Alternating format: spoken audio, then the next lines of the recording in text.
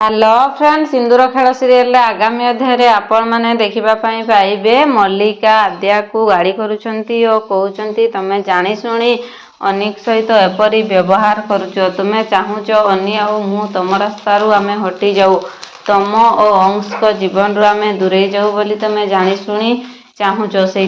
तुम्हें अनी को मारिदेवाई चेष्टा करुच बोली मल्लिका आद्या को गाड़ी दौरान एतिकी समय अंश कहते मल्लिका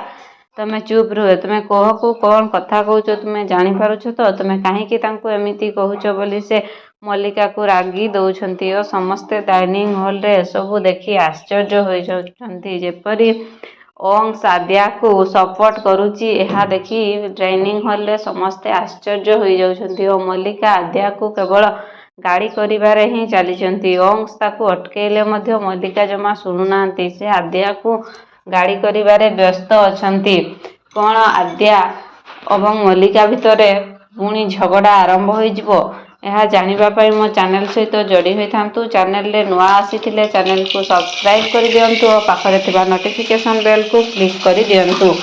वीडियोटी भल लगी वीडियोटी को लाइक करंतु निज फ्रेंड्स को शेयर करंतु।